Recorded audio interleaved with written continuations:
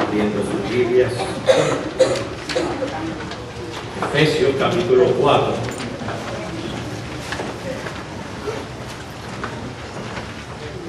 Efesios capítulo 4.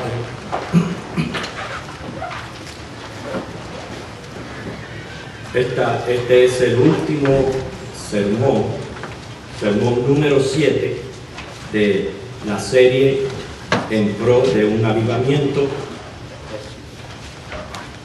A manera de recapitulación, algo que usted puede visitar en nuestra página y escuchar estos mensajes en nuestra página de web. Pero a manera de recapitulación, los primeros sermones tuvieron que ver con un avivamiento personal, o sea, una renovación espiritual. Del primero aprendimos la importancia de ser llenos del Espíritu Santo, lo que es realmente la plenitud del Espíritu, nuestra necesidad del Consolador. Del segundo mensaje aprendimos a procurar una renovación espiritual personal, no dando lugar al diablo, no contristando al Espíritu Santo. Tercer mensaje, por medio del ejemplo de Habacuc, nos animó a andar en el temor de Dios y a clamar a Dios por un verdadero avivamiento en medio de nuestros tiempos. El cuarto mensaje, por medio del ejemplo de Israel, nos enseñó a quitar los ídolos de nuestra vida y preparar el corazón para servir a Jehová. Ahora, en pro de un avivamiento colectivo, hemos presentado dos mensajes. El número 5, a través del ejemplo de la iglesia primitiva y su perseverancia en 4 aspectos primordiales: la doctrina, la comunión, la santa cena y las oraciones. El mensaje del sermón anterior, el número 6, aprendimos que avivamiento es cumplir la gran comisión. O sea, nos llevó a reflexionar sobre qué estamos haciendo por el reino de los cielos a nivel personal y congregacional. Hoy vamos a añadir el último mensaje y para ello vamos al Señor en oración. Hasta aquí, Señor, tú nos has hablado. Permite tú que todas estas verdades hayan, Señor, hecho su efecto en nuestra vida. Una vez más, tú envías tu palabra. Danos corazones sensibles, mentes dispuestas, Señor, a reverenciar y a recibir tu palabra para ponerlas por obra.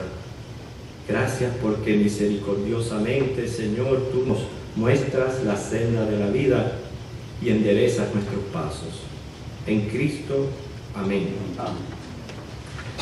Aprendimos que Dios es quien opera este avivamiento en su iglesia.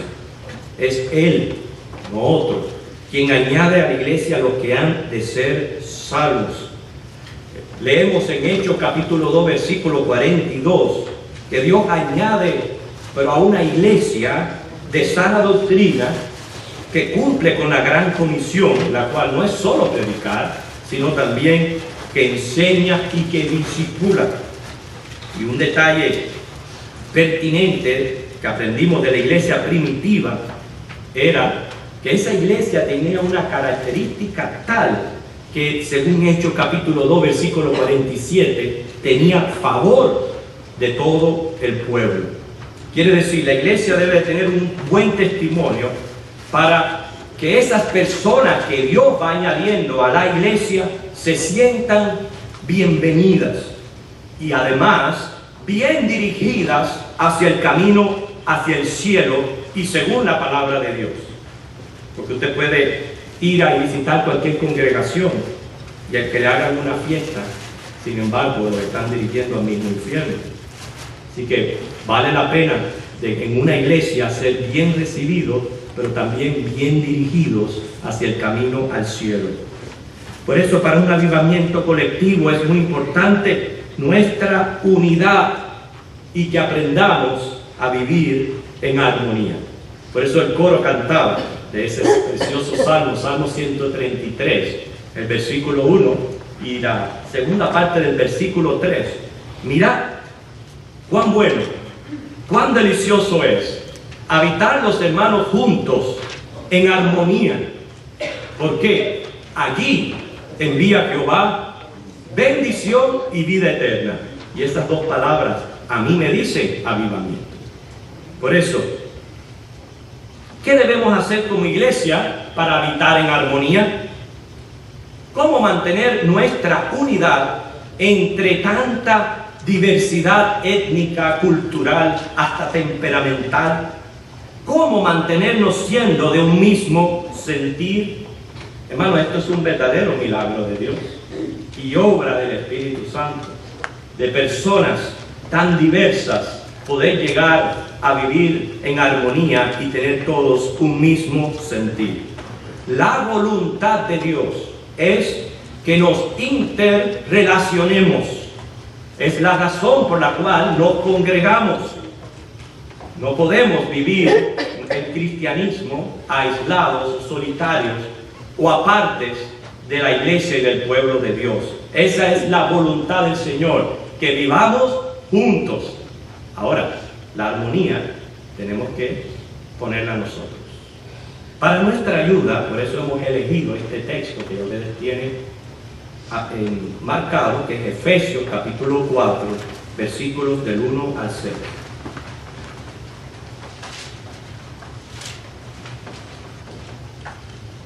Esto es lo que nos va a ayudar a vivir en armonía.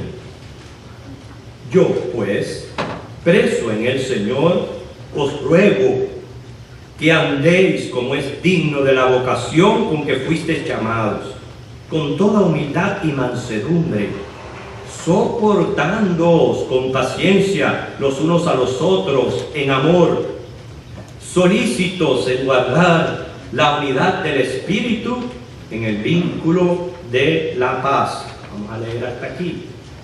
En primer lugar dice que debemos andar como es digno de nuestra vocación o profesión. Lo podemos también concebir como nuestro llamado al sacerdocio. O sea, tenemos todos una vocación. Y dice también el pasaje que para esta vocación hemos sido llamados.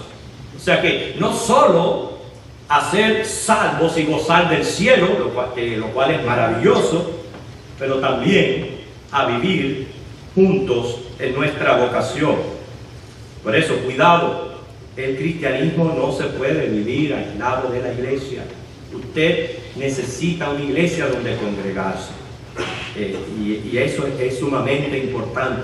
Pero no solamente dice que debemos de andar dignos de nuestro llamado o vocación, lo que significa que no solo he sido llamado para ser salvo, pero también para esto que estamos haciendo hoy, vivir juntos en armonía.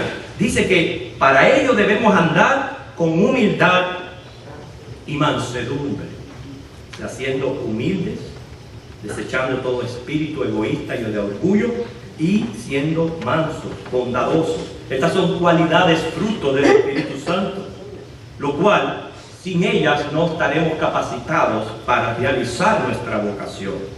Interesante que también Pablo menciona el soportarnos con paciencia. Dice esta palabra soportarnos.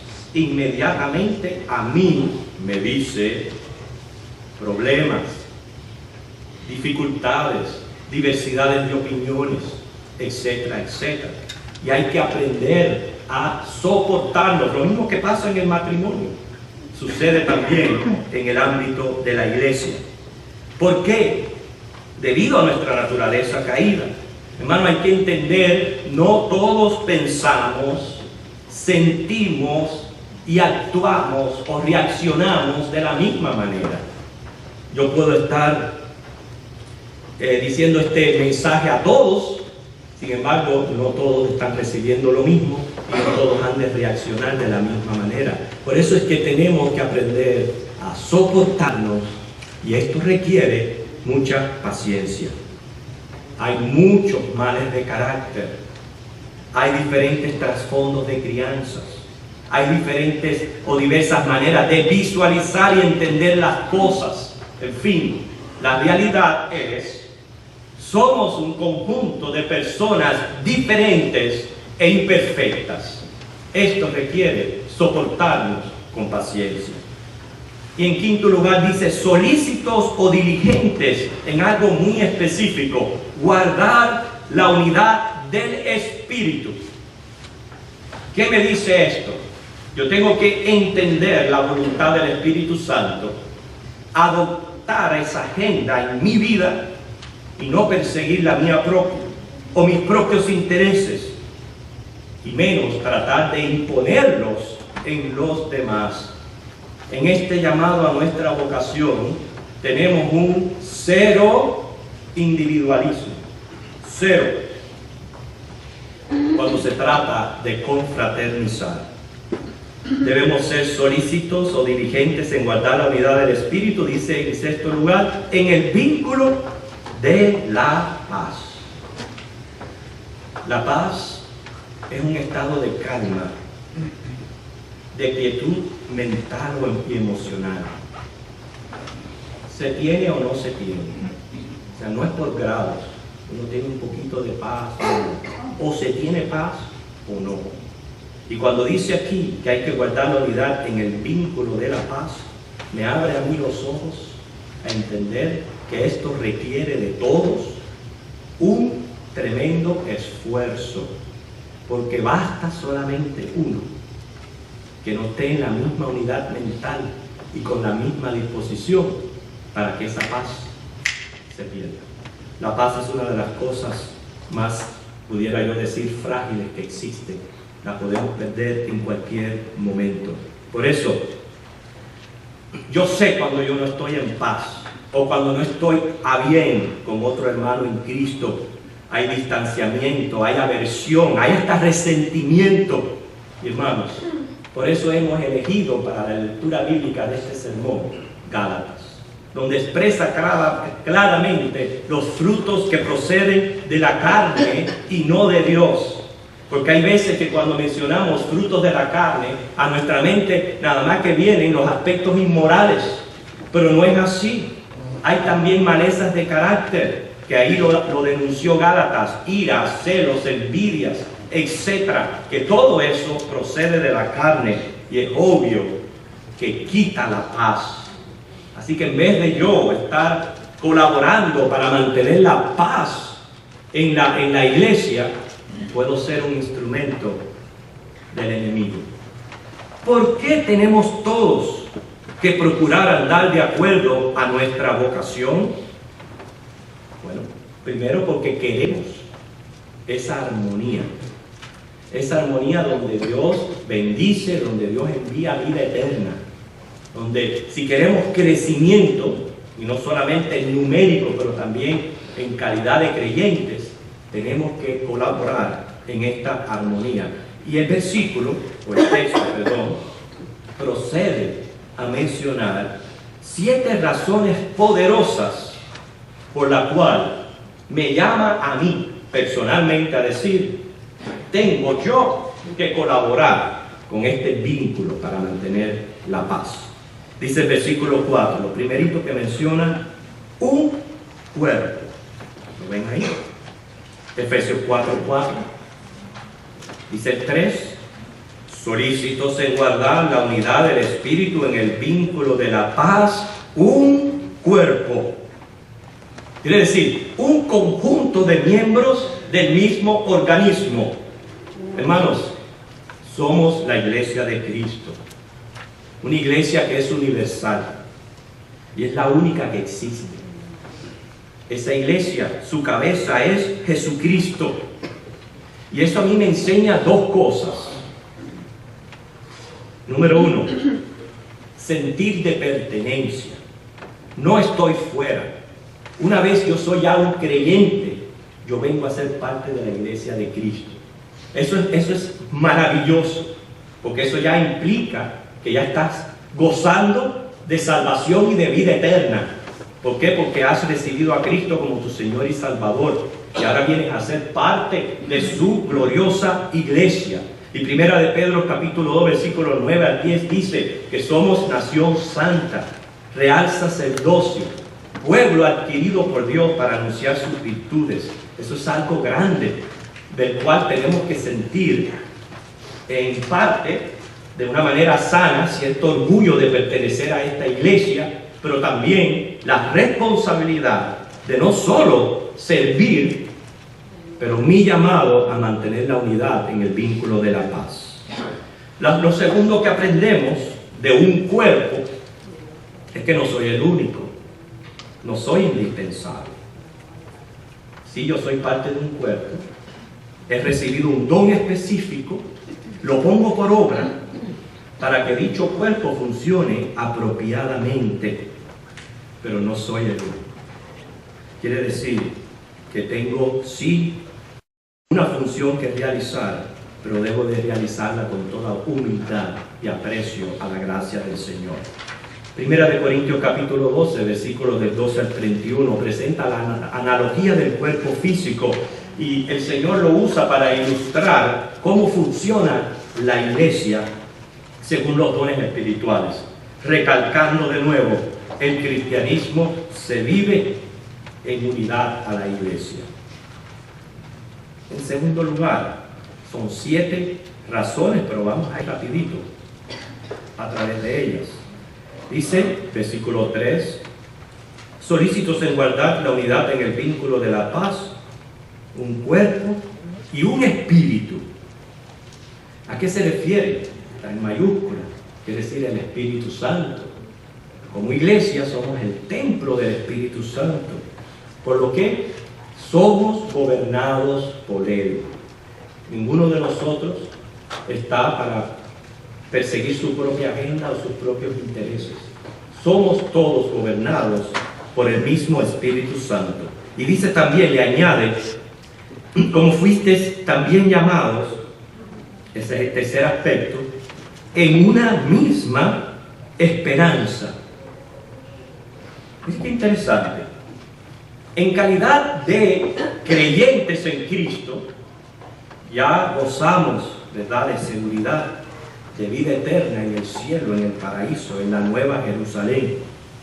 Y si no sientes esa propiedad, si no te sientes así, bueno, te invito a que vengas a Cristo, te invito a que lo recibas como el Señor y Salvador, que te arrepientas de tus pecados, que te conviertas y le recibas y vivas en fe en Cristo. Pero todos aquellos que ya hemos recibido a Cristo tenemos una misma esperanza. Quiere decir, a pesar de gozar de la vida eterna, estamos unidos en la misma doctrina.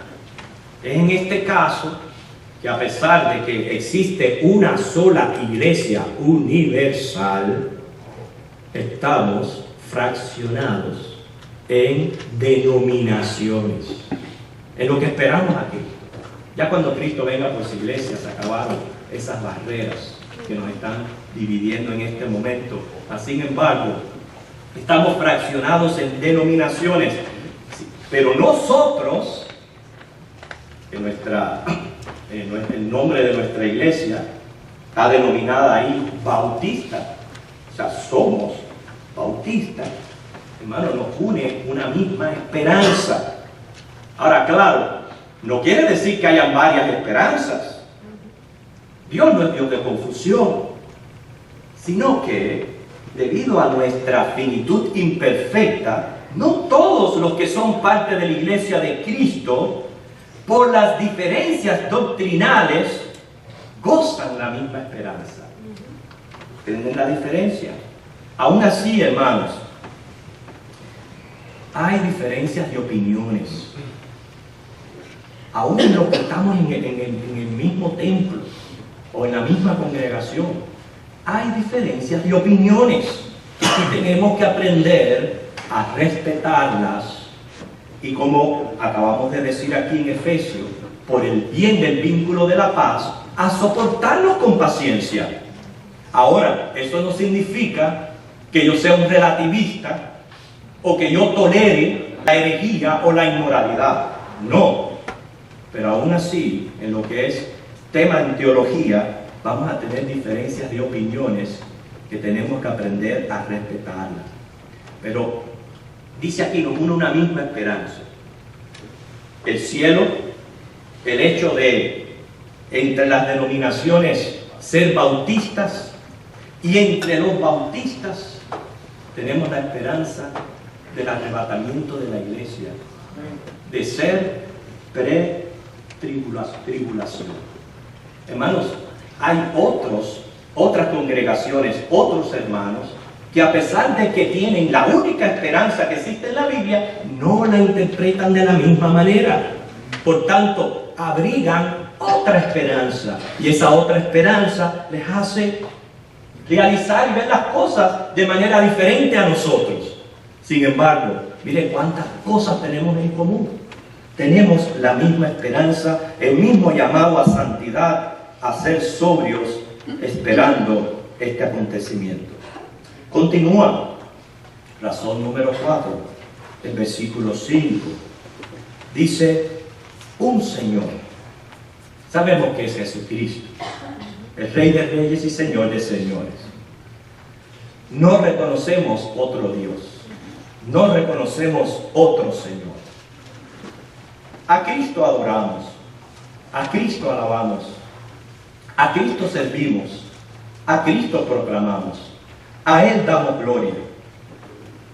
No procuramos gloria de hombres. Es la voz que oímos, los pasos que seguimos, a quien obedecemos. Él es el autor y consumador de nuestra fe. No reconocemos otro, un Señor. En quinto lugar, que es muy rápido que vamos avanzando, una fe, dice ahí el versículo 5, un Señor, una fe. Me dice que somos creyentes en Dios, creacionista. Creemos que Dios es creador de cielo y tierra. Como dice el Salmo 100, no nos hicimos a nosotros, Él nos hizo. O sea que no somos producto de la evolución. Él nos hizo y nos hizo con propósito. Por lo que procuramos conocerle por medio de su revelación, la Biblia, que es nuestra guía infalible de fe y práctica. Creemos que Él es el juez soberano del universo, que ha de juzgar a los vivos y a los muertos. Por ende, no vivimos sin ley. Guardamos sus mandamientos, pero agradecidos que en Cristo somos justificados y hemos sido reconciliados con Dios. Cuando dice aquí una fe, quiere decir, encierra creer todas las promesas de Dios. Eso regula lo que hacemos. O sea, tenemos en común lo que hacemos porque está regulado por la fe en las promesas de Dios. Como dice el 17:28. En Cristo vivimos, nos movemos y somos. Mire cuántas cosas nos unen, cuántas razones para mantener el vínculo de la paz. En sexto lugar, dice el versículo, un bautismo. Si una fe regula lo que hacemos, un bautismo regula lo que somos. ¿Por qué? Bautismo es un acto de identificación con Cristo en su muerte y resurrección. Es un acto de identificación con el Evangelio, una ordenanza de nuestro Señor y un acto de identificación donde decimos a quien sea, donde sea, no nos avergonzamos del Evangelio, no nos avergonzamos de ser cristianos. Ahora, el último, el número 7, uno que tiene mucho que ver con lo que es mantener la armonía y la unidad en el Espíritu. Dice el versículo 6, un Dios y Padre de todos, el cual es sobre todos y por todos y en todos. Fíjense, un Padre, un Dios y Padre. Somos monoteístas, somos teocristocéntricos. Pero esta frase intensifica este llamado a nuestra vocación. a mantener la armonía. Me dice, todos los creyentes somos hijos de Dios. Dios no tiene hijos predilectos. Dios no tiene hijos favoritos. Dios no tiene hijos denegados. En todos, porque ahí lo dice, está sobre todos y por todos y en todos. No importa que lleve 40 años en el cristianismo, haya comenzado a caminar el camino en Cristo. Dios está en todos. O sea, ¿qué quiere decir? Él está perfeccionando su obra en mí y en ti, mi hermano. En mí y en ti. Y como yo no soy Dios para decir quién y quién no es hijo de Dios, tengo que decir, Dios está perfeccionando su obra en todos.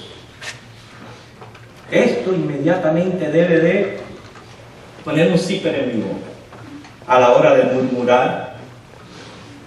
Esto debe de bajar mi dedo amenazador.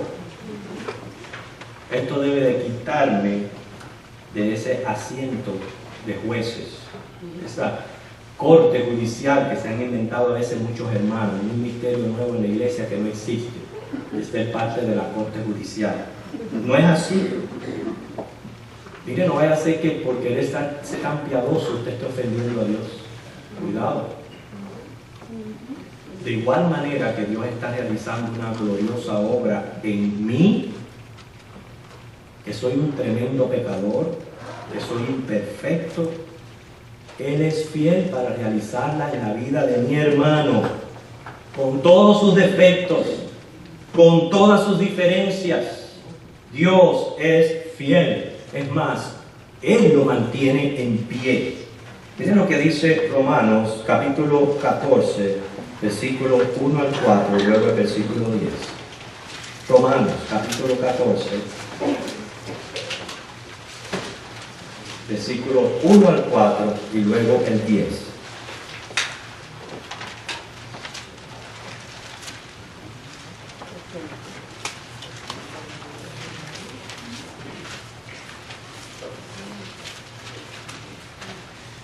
Recibid al débil en la fe. Romanos 14, versículos 1 al 4. Recibid al débil en la fe, pero no para contender sobre opiniones, porque uno cree que se ha de comer de todo. Otro, que es débil, come legumbres. El que come no menosprecia al que no come, y el que no come no juzga al que come, porque Dios le ha recibido. Eso es solamente un ejemplo de las barreras que ponemos nosotros, que ponemos entre nosotros, que en vez de colaborar para mantener la unidad en el vínculo de la paz, lo que hace es sembrar divisiones y sembrar cosas que no vienen de Dios. Porque la verdad es que, mira cómo pregunta, ¿tú quién eres que juzgas al criado ajeno? Para su propio Señor está en pie o cae, pero estará firme, porque poderoso es el Señor para hacer estar firme. Ahora mire lo que dice el versículo 10. Pero tú, ¿por qué juzgas a tu hermano? O tú también, ¿por qué menosprecias a tu hermano? Porque todos compareceremos ante el tribunal de Cristo. Aquí nadie sabe quién es quién. Si hay aquí alguien que no es hijo de Dios, que es, como dice, cizaña creciendo en medio de trigo, va a llegar un momento que, mira, se va a ir, o cuando el Señor venga, pues se va a quedar aquí, venga a pasar la tribulación. Pero todos los demás, el Señor es fiel para mantenernos en pie, a pesar de nuestras diferencias de opiniones, a pesar de lo que pensemos. El Señor es fiel. Y puede ser que usted haya crecido en un aspecto en su vida que todavía el hermano está cogiendo, pero a lo mejor él ha crecido en un área que usted no ha crecido. Y si usted es uno de estos hermanos que tiene este problema, es muy probable que esté todavía niño en este sentido de estar juzgando a los demás. Porque claramente el Señor lo enseñó, que dice, ¿cómo tú vas a estar pendiente de la paja que tiene el hermano cuando la viga que tienes en el ojo tuyo no te permite ver que estás juzgando cuando no lo debes hacer? ¿Por qué? Todos somos imperfectos. Y si todos somos imperfectos, ninguno puede juzgar ni condenar a otro. Nosotros tenemos que dejar que sea el Señor quien haga la obra. Es el Señor quien ha de separar el trigo y la cizaña.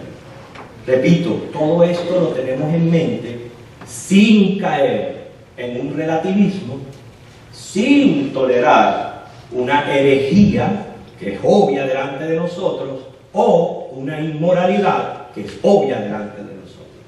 Pero el resto, hermanos, hay que aprender que hemos todos sido llamados a mantener este vínculo de la paz.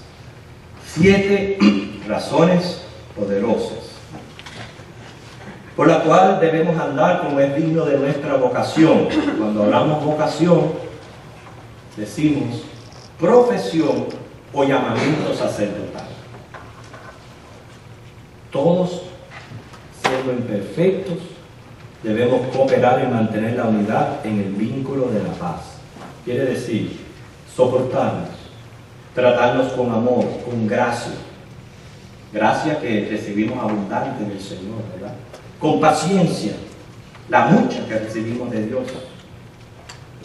Por eso, al ver lo que somos en Cristo y todo lo que nos une, debemos apreciarnos, respetarnos por el simple hecho de tener un mismo Padre, de pertenecer a una familia, de ser hermanos. Pero además de eso, lo más precioso para mí es que en la Iglesia Universal somos bautistas, y entre las iglesias bautistas Dios a congregarnos en la primera iglesia bautista hispana de Cape Coral. Esto todavía, o sea, si como iglesia tenemos un lazo que nos une, esto debe de apretar ese nudo y debe de darnos una unidad tal que cuando Dios comience a añadir los que han de ser salvos, puedan experimentar un ambiente de paz. Porque allí es donde Dios envía bendición y vida eterna. Así que, termino. Tenemos que culminar esta serie en pro de un avivamiento, resaltando que es Dios quien realiza esta obra en una iglesia donde predomina la armonía. Yo soy un contribuyente a la paz o al pleito. Yo. Es como me tengo que ver. Yo. Está ese llamado. El llamado es para todos, es el mismo llamado. Mantener la unidad y el vínculo de la paz. Ese llamado es para toda la iglesia. Yo personalmente estoy aportando a esa unidad o estoy siendo problema. ¿Estoy siendo el problema o parte de la solución? Es lo que tenemos que meditar. Que cada cual aprecie que es parte de algo glorioso. La iglesia, el cuerpo de Cristo. Con una tremenda responsabilidad de ejercer los dones, pero también mantener y cooperar para esta unidad. Que el Señor les bendiga.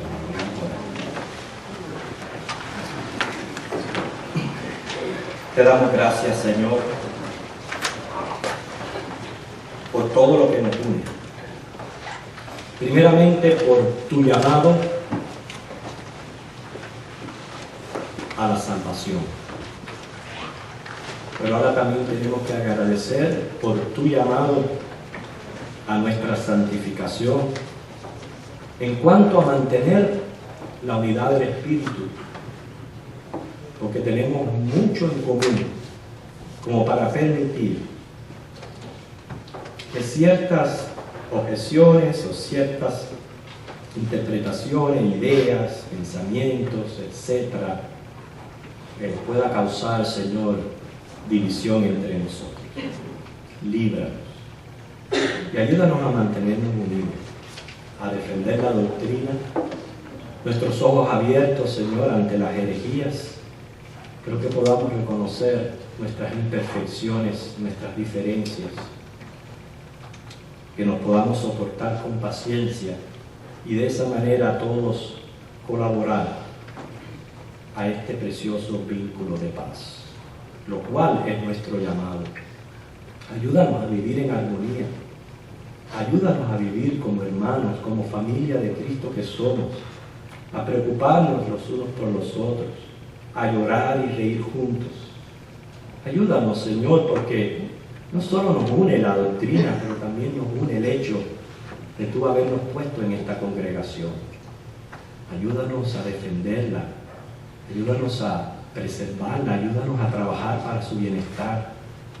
Ayúdanos, Señor, para que en este lugar se respire siempre un ambiente de amor, de paz, que sea atrayente a ese pueblo que tú tienes allá afuera, que tú llamas y añades a tu iglesia. Señor, ayúdanos a vivir en armonía. Sigue enviando a esta congregación tu divina bendición y vida eterna. En Cristo oramos. Amén.